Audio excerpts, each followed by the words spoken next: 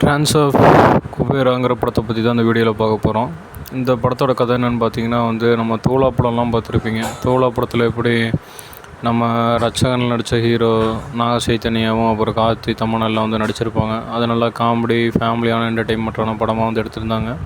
அதே மாதிரி தான் இந்த படத்தையும் எடுத்திருக்காங்கன்னே சொல்லலாம். அப்புறம் நம்ம நாக சைத்தன்யோட தேவதாஸ் படம்னு இருக்குது. தேவாதாஸ்ன்னு நானியோட சேர்ந்து நடித்த படம் இருக்குது. அந்த படம் மாதிரியும் இந்த படமும் 2 ஹீரோவும் சேர்ந்து சூப்பராக கொடுக்குவான்னு தான் சொல்லலாம். ஏற்கனவே நாக சைத்தன்யா கூலி படத்துக்கு நடிச்சிட்ருக்காரு.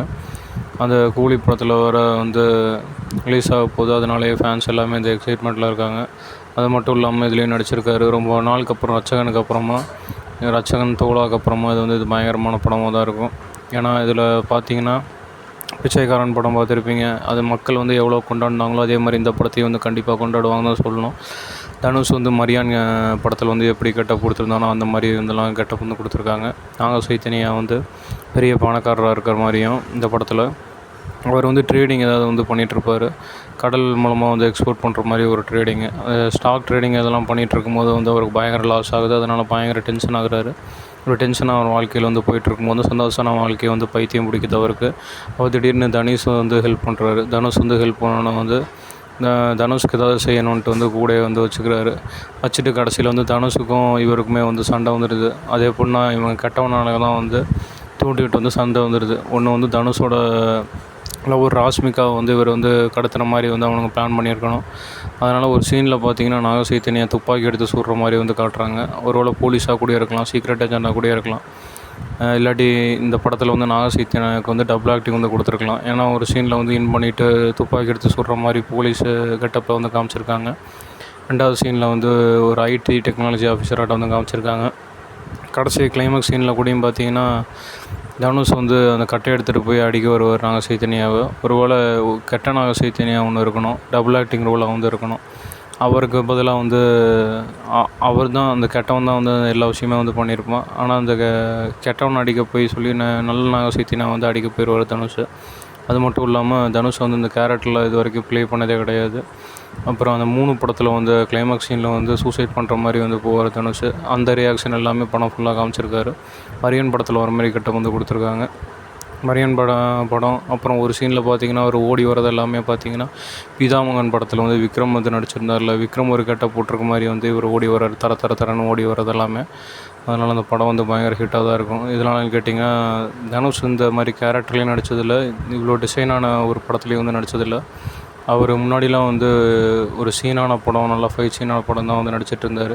இப்போ வர ஜெய் பீமு, அப்புறம் குட் நைட்டு, குடும்பஸ்தன்னு லைஃப் சம்மந்தப்பட்ட மாதிரி படம்லாம் வரனால இவர் தனுஷும் கொஞ்சம் கீழே இறங்கி தன்னுடைய தரத்தையே விட்டு கொடுத்து நார்மல் பீப்புள் எப்படி வாழ்கிறாங்க, மிடில் கிளாஸ் ஃபேமிலி எப்படி வாழ்கிறாங்க, புவர் கிளாஸ் ஃபேமிலி எப்படி வாங்குறாங்கன்ட்டு எல்லா டேரக்டர்ஸ் எடுக்க ஆரம்பிக்கிறாங்க.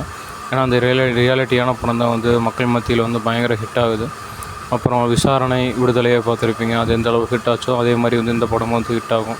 அதனால் ஒரு ஃபேமிலி படமாக, ஒரு ரியாலிட்டி படமாக, ஒரு மிடில் கிளாஸ் ஒரு புவர் ஃபேமிலியோட லைஃப்பை எடுத்து பார்க்கலாம் அப்படின்னு எடுத்திருக்காங்க. ஏன்னா அது பிச்சைக்காரன் எடுக்கும்போதுமே பார்த்திங்கன்னா எல்லாத்தையும் மாற்றி விட்ருச்சு. அப்புறம் ஜெய் பீம் பயங்கர ஹிட் ஆச்சு. இதெல்லாம் பார்த்துட்டு நம்ம தனுஷ் இட்லி கடை, அப்புறம் ரெண்டாவது குபேரா, ட்ரான்ஸ் ஆஃப் குபேராவில் நடிச்சிட்ருக்காரு. இதில் பார்த்திங்கன்னா நம்ம நாக சைத்தன்யா தனுஷ் ஹெல்ப் பண்ணதுனால அவருக்கு ரிலீஃப் ஆகுது. அதனால் தனுஷுக்கு இவர் ஹெல்ப் பண்ணுறாரு, ஒரு பணத்தை கொடுத்து ஹெல்ப் பண்ணுறாரு. கூட வேலைக்கு வச்சுக்கிறாரு. இந்த சீன்லலாம் ஓடி மரம் பார்த்திங்கன்னா விக்ரம் படத்தில் வர பிதாமகனோட தான் இருக்காங்க.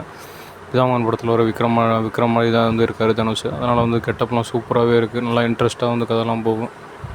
அது மட்டும் இல்லாமல் தேவதாஸில் நானியும் நாக சைத்தன்யாவும் எவ்வளோ பெஸ்ட் ஃப்ரெண்ட்ஸாக இருந்தாங்களோ, அப்புறம் ஒரு சீனில் நானியை போட்டு கொடுக்குற மாதிரியும் நாக சைத்தன்யாவை கொள்கிற மாதிரி ஒரு சீன் வரும். அந்த மாதிரி சீன்லாம் இதில் வரும். இதில் நம்ம தனுஷை மேனிப்புலேட் பண்ணி மண்டையை குழப்ப வச்சு அவன் தனுஷ் மூலமாகவே அவனை கொள்ளலாம் பார்ப்பாங்க. பின்னாடி சதி போட்டு அது எல்லாமே நடக்கும். அப்புறம் நீங்கள் பிளடி பெக்கர் இந்த மாதிரி படம்லாம் பார்த்துருப்பீங்க. அதில் எப்படி சாப்பாட்டுக்கெலாம் எவ்வளோ கஷ்டப்பட்டு எப்படி குடும்பத்தை மேனேஜ் பண்ணாரோ அதே மாதிரி தனுஷை காமிச்சிருக்காங்க. தனுஷோட நம்ம பழைய தனுஷை பார்த்த மாதிரி இந்த படத்தை பார்க்கலாம். ஒவ்வொரு சீனுக்கு தனுஷ்லாம் பார்க்கவே தேவை கிடையாது. எல்லா மக்களும் எதிர்பார்க்குறது தனுஷை இந்த மாதிரி ஒரு கேரக்டரில் தான். கண்டிப்பாக இந்த படம் பயங்கர ஹிட் ஆகும். இன்னும் நான் நம்புகிறேன். ஏன்னா அது பார்த்தீங்கன்னா மற்ற மற்ற படம் மாதிரி இல்லாமல் வந்து ஒவ்வொரு சீனும் கெத்துலாம் இல்லாமல் வந்து இவர் சாதாரண ஒரு சிம்பிள் லைஃப் ஆட்டம் வந்து எடுத்திருக்காரு. அப்புறம் லவ் சீன்லாம் வந்து சொல்லவே தேவையில்ல. தனுஷ் வந்து அதில் சூப்பராக வந்து பண்ணியிருப்பார். நம்ம நாக சைத்தன்யா வந்து தோழா படத்தில் எப்படி கார்த்திக் வந்து ஹெல்ப் பண்ணாரோ அதே மாதிரி நம்ம தனுஷ்க்கும் வந்து ஹெல்ப் பண்ணுறாரு. அதான் தனுஷ் இந்த நண்பாங்கிற பாட்டெல்லாம் எல்லாத்தையுமே வந்து இந்த படத்தில் வந்து வந்திருக்கு. அது மட்டும் இல்லாமல் அந்த நண்பாங்கிற பாட்டில் வரும்போது டான்ஸ் ஆடி நாக சைத்தன்யாவை நினச்சி தான் வந்து இவர் வந்து டான்ஸ் ஆடுவார். இது வந்து கண்டிப்பாக நெகட்டிவ் ரோலும் ஒரு பாசிட்டிவ் ரோலும் நாக சைத்தன்யாவுக்கு கண்டிப்பாக இருக்கலாம். அதனால தான் வந்து இவர் ஒரு சீனில் வந்து அடிக்கிற மாதிரி வந்திருப்பார். ஏன்னா நாக சைத்தன்யா துப்பாக்கி எடுத்து சுடும்போது பார்த்திங்கன்னா வந்து கண்ணாடி போட்டிருக்க மாட்டார். மற்ற சீன் எல்லா சீன்லேயுமே வந்து அவர் கண்ணாடி போட்டிருப்பார். அப்புறம் கொஞ்சம் லைட்டாக வெயிட்டாகவும் இருப்பார். ஒருவேளை ஃப்ளாஷ்பேக் சீனாக கூட இருக்கலாம் அதில்.